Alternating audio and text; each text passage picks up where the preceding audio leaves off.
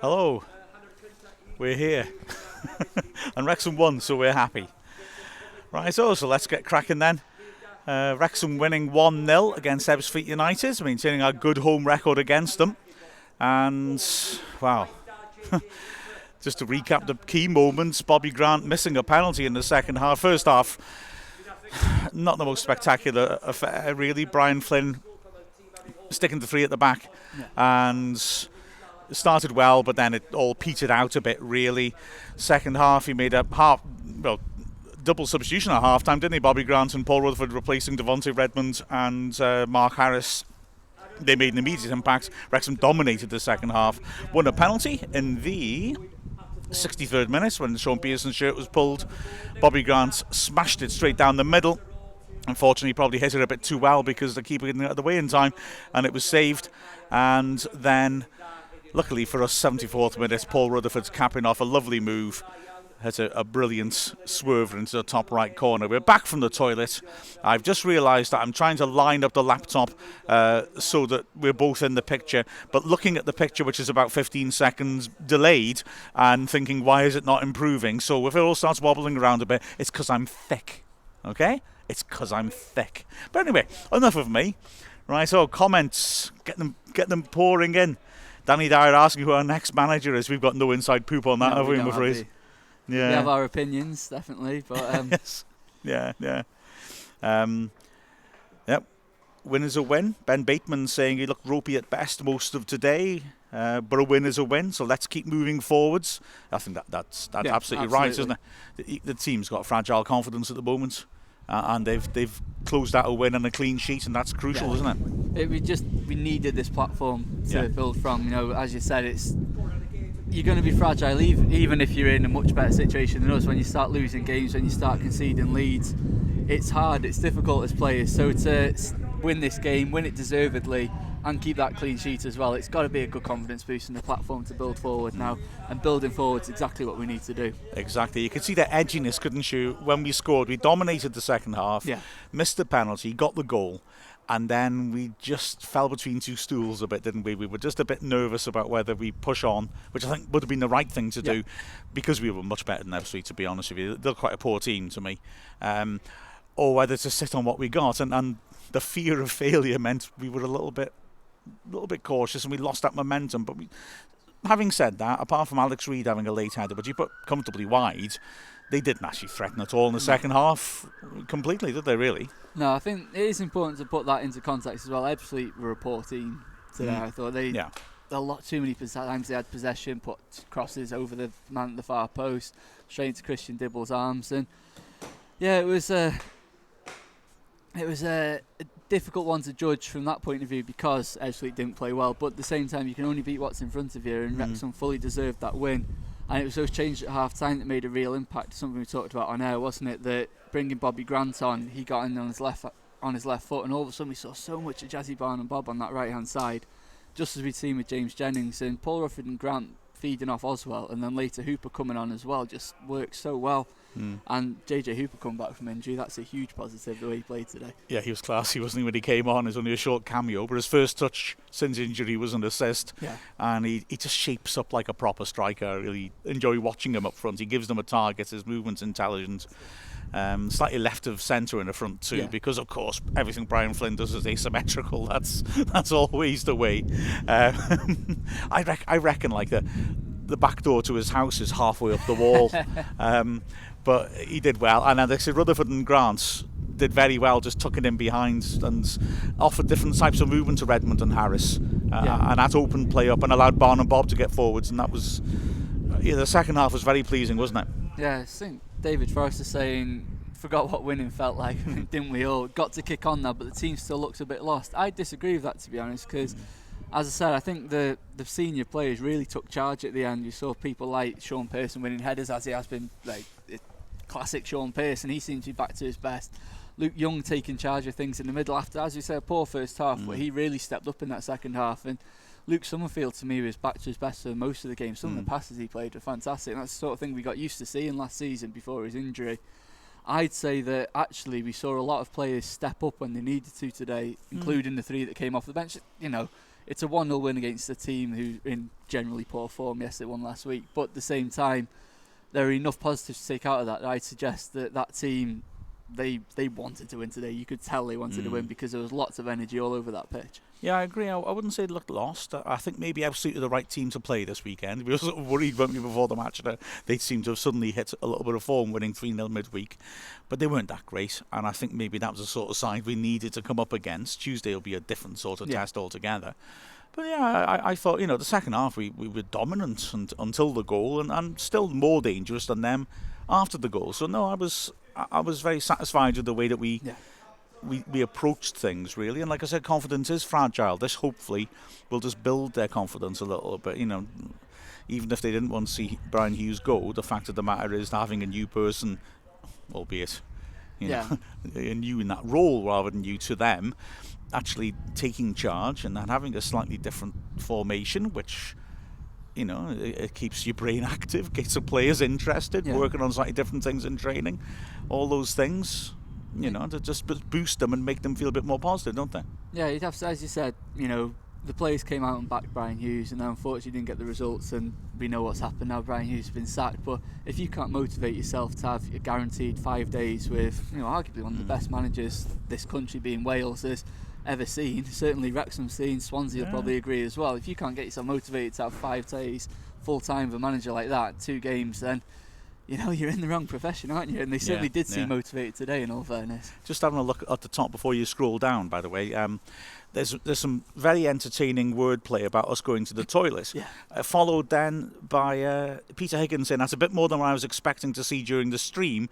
Well, you won't believe what I saw during my stream, but sorry, I wish I hadn't said that now. Danny Dyer is asking if there's any chance of the job, because he's won. I don't know if that's the job that I. No, again, I'm gonna. Because he says he's won a lot of titles on FIFA, which certainly I think qualifies him more than Kevin Davis's shout of Big John Hartson. I hope you're kidding. Yeah, I'd probably put Danny Dyer ahead of John Hartson. Yeah, titles. I'm thinking that as well. Any news on Tollis? Peter Higgins saying not in the squad. I think it just wasn't selected. Yeah, he was warming up before the game. Obviously, with everything happening last week, we didn't get the second press day, so the time when those questions would have been asked, unfortunately, we didn't get that opportunity, did we? I know from seeing them down there last season that Brian Flynn rates Ben Tollis. I think it was just purely a selection issue today that they felt he wasn't the right man for the system. And in all fairness, they've been justified in how it's worked out with the players they did pick. And with Hooper back on the bench and Grant on the bench, and you can see the logic of both of them being on the bench if Hooper's fit, then Tollis, if you put Tollis on as well, you've suddenly got a massively attacking bench, and you're not able to alter things if you need to further back in the pitch. So I think probably that's probably a big factor in it, isn't it? If he doesn't get in the starting 11, the nature of the bench rules him out of that as well, doesn't it? Lee B saying, do you think Flynn would be a good choice? After all, who knows the club better? Personally, I'd say no. I loved watching his teams growing up. I'm sure you were the same. Every time he came in 12 years at the club, his record speaks for itself. But I do think it's time for a fresh start with everything. It's worked out well today, but it's very much he's in charge for the interim period. That's the deal that's been made. If I were the players, I'd just be enjoying the fact they get to spend some 5 days training and playing under a really good manager. Personally, I'd be looking for a fresh start. Yeah, I would as well, if I'm honest. Do you think Flynn would be interested? I don't know. He's been out of full-time manager for a long time, and his last one, after getting Doncaster up, he stepped down, didn't he, asking for more of a backroom role. Yeah. And the fact that it's well known that he wasn't a full-time assistant manager, he wasn't always down on the training pitch. I think that side of the job, it would suggest, no longer interests him. He's a great football man still. You only have to spend a couple of minutes in his presence. He loves the game, he loves the club. But I do think that, one, he wouldn't want the job, as you said, and two, he seems to prefer this backroom role if he was to remain at the club in any capacity. Yeah, that's why I'm wondering about him staying or not, because I think most people have spoken to, their assumption is he wouldn't be interested. I can't help thinking whether he might feel there's some sort of unfinished business that he'd like at some point to take on. He was unhappy the way he left at Wrexham. He was badly treated at the end at Wrexham.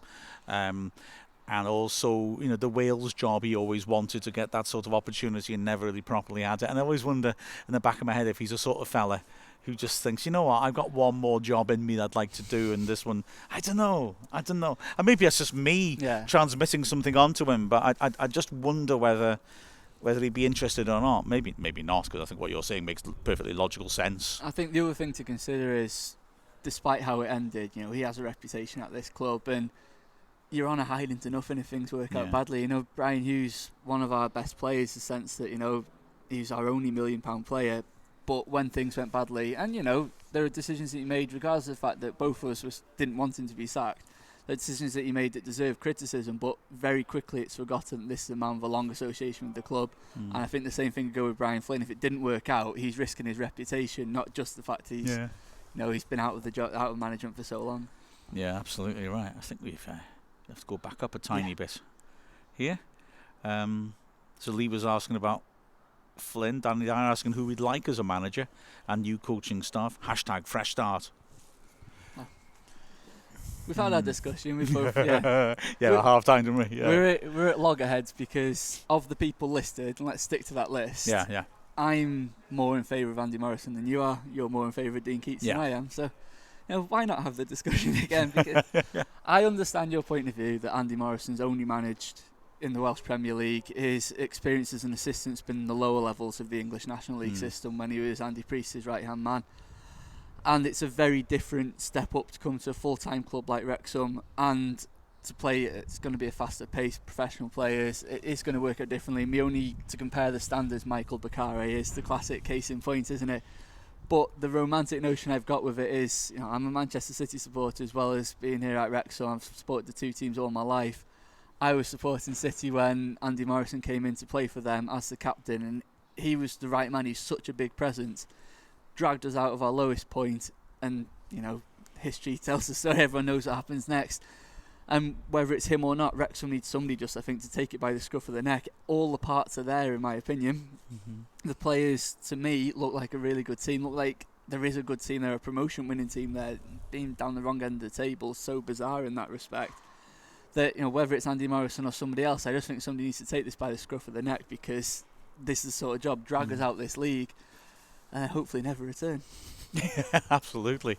I'm a Keats man myself, because I think he's, even when he left us for his dream job, he nearly didn't, and I know some people are unhappy with the way he left, but this was no Sam Ricketts style move. He didn't phone it in the last weeks of the job. So no. I like Keats personally. I think he inherited a similar situation from Gary Mills when he came in, and showed that he was very adept at moving on dead wood in the squad. Well, there's less dead wood in this squad than there was in that one, so he's got more to work with. And I know he created a team that was solid but lacked creativity. I know that, but wouldn't you swap that for this? So I'm well up for Keats myself. And the counter argument is to Keats. I said my reasons for not wanting Keats back isn't because of the way he left. I fully understand why he left, and his boyhood club, as I've always said, it was just pure bad luck that it was at that stage of the season. I guess the thing going forward, you're saying about the style of football, but he didn't have a squad then with JJ Hooper in it, with Jason Oswald who's worked so hard today. Players, creative players like Tollett, Grant, who else had Mark Harris in the squad. There's a lot more creativity in this team, which I think any manager would find hard not to exploit, even if you are focusing only on the defensive side of things. Yeah, in a way, I think a slightly defensive approach, I'm not saying Keats intended that, did he?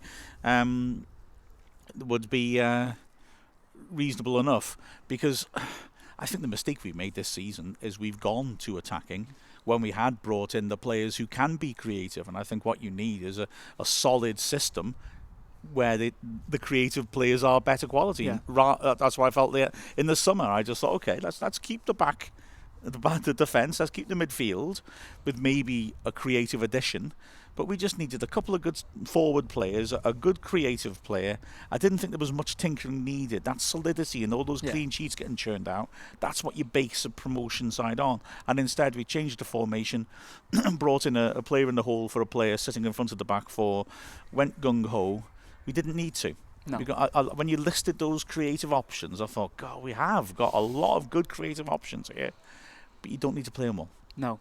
And we saw today how getting them in a system that works is far more important than just, it's all well and good bombarding, trying to get the ball wide and everything, but actually it really worked today, having Jason Ozil in the middle and I assume JJ Hooper in the same role when he comes in fully fit, and having players feeding off him. It worked so much better than this system of one man up front and trying to get creativity on the wings, didn't it? Yeah. Looks like we may have fixed Lee B up with a job here. This is fantastic, isn't it? Good old Danny Dyer, yeah. He acts, he supports Wrexham, and he supports the economy as well. Isn't that quality? Let's see, where should we go next? There's more suggestions of managers, isn't there? Steve Watson. Would Steve Watson done a job before taking over York? Would Paul Wilkinson, the ex-Berry boss, be a good shout? I assume he's still out of work after they went under. These are more realistic shouts than some of the ones I've seen, I'll say that. I mean, the names that have been thrown out and the ones that bookies are taking bets on, I mean, some of them are ludicrous, aren't they, really? It makes bootlegger look reasonable. That's exactly what I was going to say. I'm not throwing bootlegger into that, and quite frankly, and I'm not sure there's much difference between bootlegger and some of them. Although obviously we all know Roy Keane's always wanted to manage Wrexham, and he's always wanted to be in the National League. He's that sort of humble guy, isn't he? I've heard Sol Campbell used to have a flat round here as well. Yeah, absolutely. Yeah. I still reckon John Charles will do it. I just got a feeling. Dear me. I want to go up because I don't think Danny Dyer is saying Plimpton in reference to the iconic 1960s, 70s American boxing journalist. So, Lee asking about Dibble. Do you think lack of communication in goal Dibble is a big reason we struggled? I don't think it's lack of communication. He certainly talks, but it's been notable that he doesn't command the box like Rob Lainton does. This back four... it was back three today, but it's Carrington, Pearson, Lawler. Got Jennings outside, and when it is a back four, that's the back four that's kept all these clean sheets. That to my mind, was the best back four last season. I actually thought getting rid of Kevin Roberts made sense in the summer. So the only thing that's changed is in goal. And for whatever reason, the players seem to have so much more confidence. I mean, we say for whatever reason, we've seen some of the mistakes Dibble's made, but the players seem to have so much more confidence in Lainton, who just commands not just his 6-yard box, but his entire penalty area. And maybe it is a personality thing, maybe it's a confidence thing, because I think what's been notable, we said it on commentary, is teams have now started to target Wrexham with these corners into the 6-yard box, because they know putting pressure on has proved fruitful for a few teams in that 6-yard box. And as I said, the only thing that's changed is clearly the goalkeeper, so there's something not right. I wouldn't say it's lack of communication. He certainly does enough talking. There are a few hopeful balls that Ebbsfleet put in that Dibble took complete charge of, claimed the ball.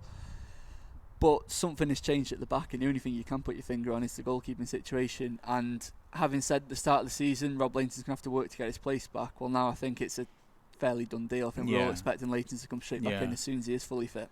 I think that I'm slightly confused by the communication thing. I've heard a lot of people say it, and I don't see the evidence of that. I suspect it's just some people have started to say it, and it's caught on as an idea. I think because Dibble certainly seems to be in constant communication. He seems a very loud goalkeeper to me, so I don't think it's that.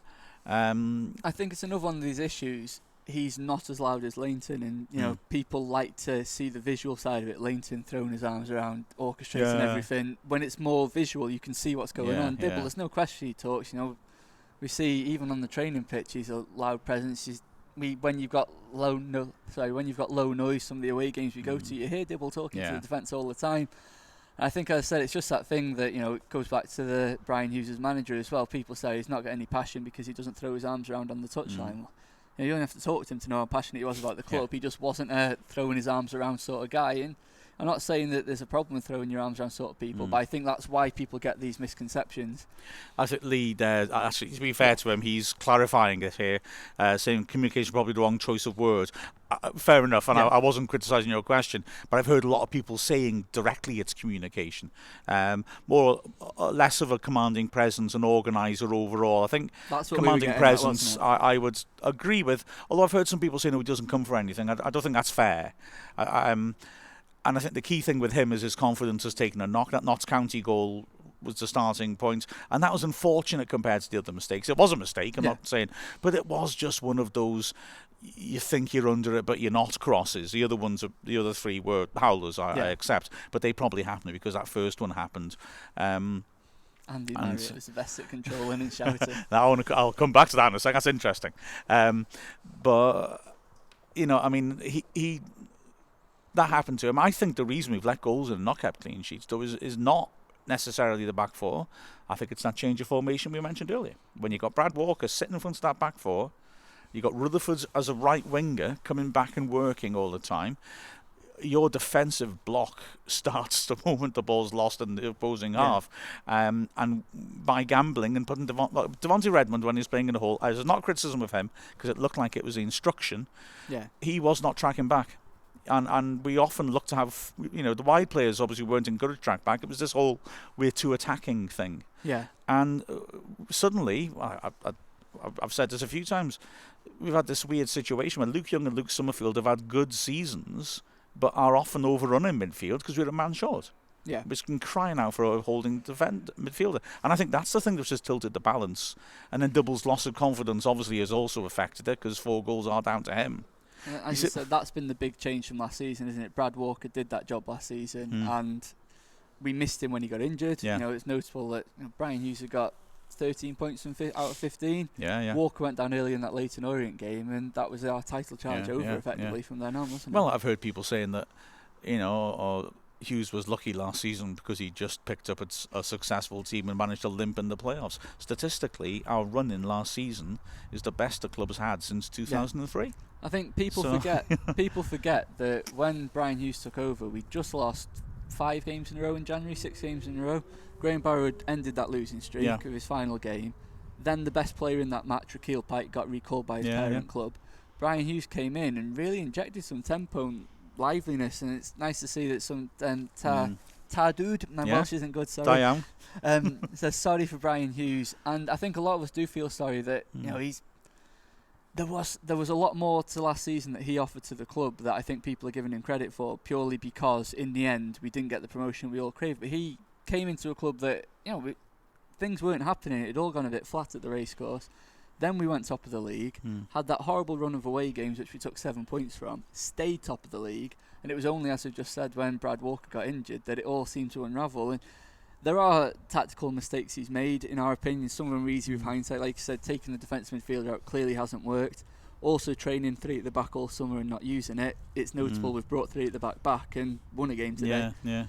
But I do feel sorry for him at the same time. Does that speak of a tension between different elements of the coaching staff, perhaps, if Hughes wasn't actually really believing in the back three? That's speculation. I shouldn't say that. No, we don't know what goes on fully on the training pitch. People got to remember we're also, we're part-time here, aren't we? We don't see the full conversations. But in the end, I suppose everything rests with the manager, and he's had to, unfortunately, fall on the sword.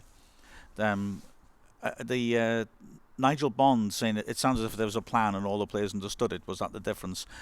I'd not be inclined to say that, because I think my argument is there's been a plan all along, but it wasn't necessarily the right one. Yeah. I think we've been too attacking. We've left ourselves open. We've been punished for that.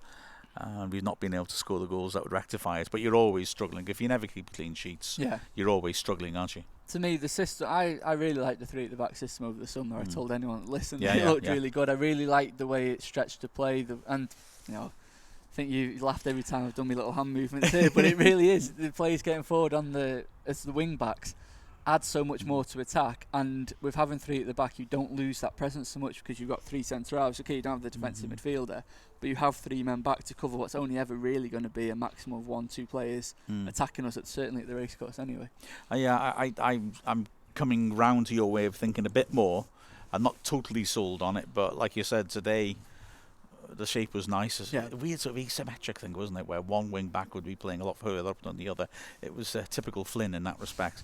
I'm coming around to it a bit more, although I have to say, when we were put under pressure and overrun in the last half hour at Fylde, the back three suddenly were all over the place, and I felt a bit sorry for them because they actually defended well in the first half, and I think they were then left exposed again, and I don't think it helped Brian Hughes hold on to his job that we failed to address the space we were allowing Fylde in front of our back three. It really was. We were getting pulled to pieces then. I like that question by Lee B. Oh, can I just refer back to something Lee said as well about Flynn? It's unusual that he sits up in the stand. Yeah, I always found it odd. When he was manager before, he was always getting criticised for this. It was real, made him a target. And this goes back to what you were saying about Brian Hughes not waving his arms in the air. I mean, it means nothing. That's how external thing means nothing. And to me, it's always made more sense that a manager is up in the stand seeing the game. I accept that then means he can't be close to the pitch. I accept that. But Flynn trusted Kevin Reeves as assistant to be that man to communicate. He was in communication with Reeves as well. Modern technology, we use it with a data analyst at the moment. So, we have a loop between coaches, manager, data analyst on the far side of the pitch, all hearing everything on earpieces. I think it's smart that somebody is up here, personally. I think it makes good sense. Well, we get a really good view of the game from up here, and Brian Flynn's spot's not far along, is it? It's pretty much the exact same view. You can see the shapes that are working, you can see the spaces that are opening up, and you don't necessarily see those down from the touchline. And it's good when you have staff that you trust to be able to put that sort of system in place. Yeah, absolutely. Tar Dude...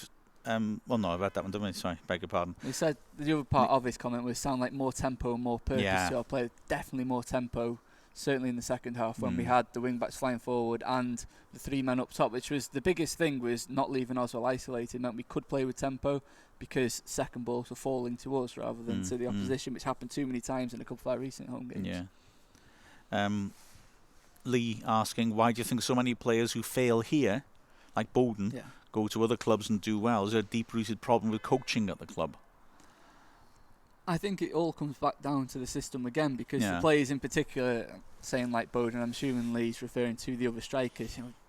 You look at the top scorers in the league and you see Quigley and Bowden and Fondop, and I think the system doesn't help. Fondop, the amount of times I've seen, why did we get rid of him? Because he was hopeless. I'm going to be quite blunt. I didn't rate him at all as a player. His work rate, his attitude around the club, he wasn't good enough, and it's been telling that after having that blistering start, Chesterfield is still below us in the table, and he went a few games without scoring afterwards, which we've seen that happen before. Other players like Bowden, yes, he's looked a very dangerous player for other teams. So Mark Beck scored in midweek as well, which the last thing we needed when everything else was going against us. But I think it all comes down to the system, that a lot of our recent managers have played a 4-3-3 system that's really been one up top with 2 wide men. Yeah. And it's difficult, you're not going to get much change out of certain defenders. You sort of say Oswell battling with King.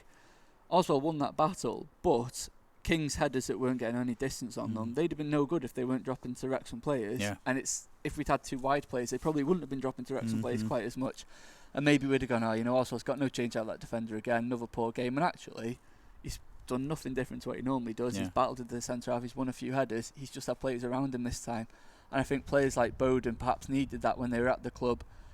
I've seen people say we're the killer of strikers. It's just a different system. We finished so well last season with a top scorer who was our centre half, who scored 6 goals. We still got 4th in the table. It's a different system. Maybe we're not getting the right personnel to do it, but I'd say it's not coaching. The system is literally coaching, isn't it, in that respect, but I don't think it's because we're not coaching in the right way. I just think the system we play doesn't make the most of these attacking players. I agree. I don't think it's the coaching, certainly.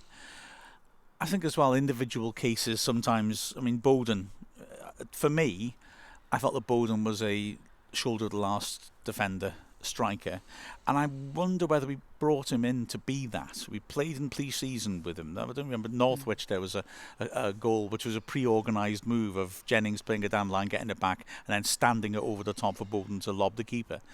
And the first match of the season, he started there with Holroyd playing off him through the middle, but then Holroyd gets a bad injury, and it changed around, and Bowden spent most of the season playing off a main striker. Which is a tempting idea, because I think Bowden was a good technical player and was a player with good awareness of what was around him, and so you think, he's a sort of can drop off a striker, but that doesn't help him to get into those goal-scoring positions. It didn't help that at Dover, which was the 3rd game of the season, I think. He did get into those positions and missed 2 very easy chances when it was 0-0. and that doesn't help either. Maybe No, of course, no.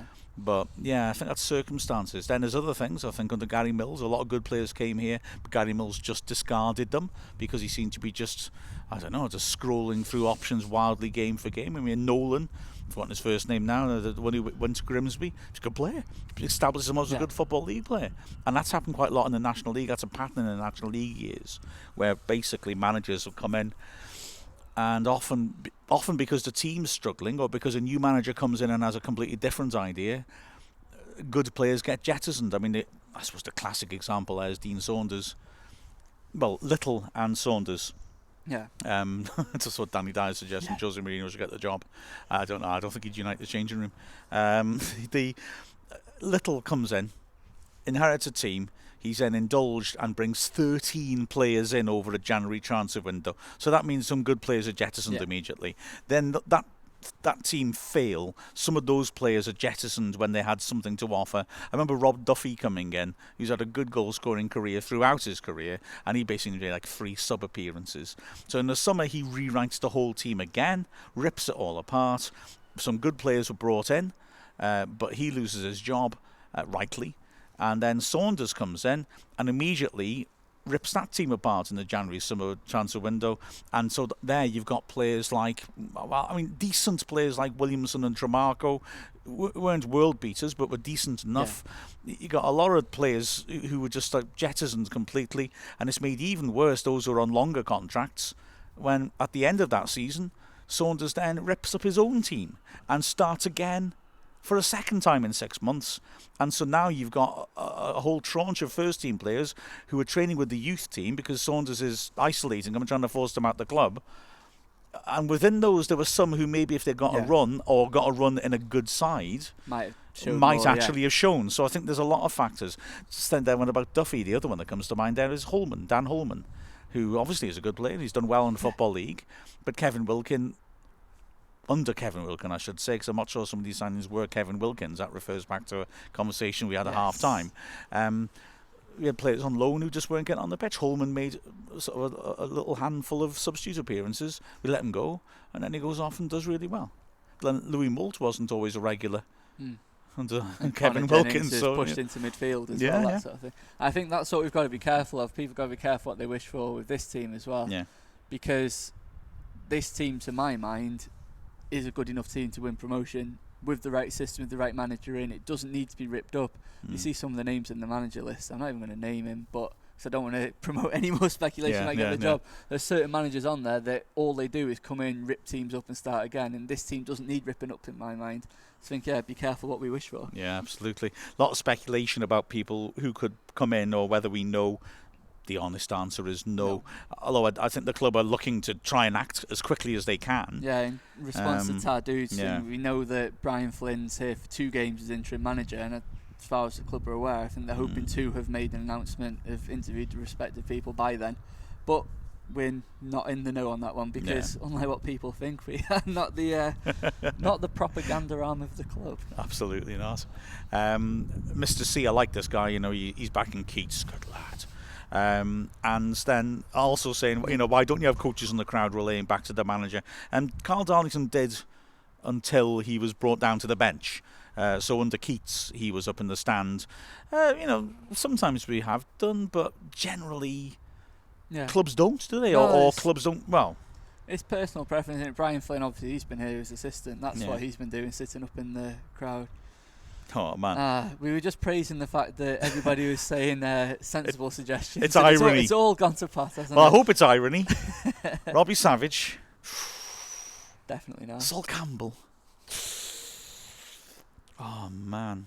I know they're saying Savage. It could be Lily Savage. Ian Holloway. Oh please. Oh please. I don't know. You know what? We could enter silly season if we're not careful. So probably this is the point to sign off, isn't it? Rodri Giggs. Oh, aye. I don't know. Dara, you can aim higher than that. Okay. So we better sign off, I think, hadn't we? In all honesty, but it's been a pleasing day. We got the win. We're happy. Yeah, very happy. We'll take that. Nice one. Let's onwards and upwards to Solihull.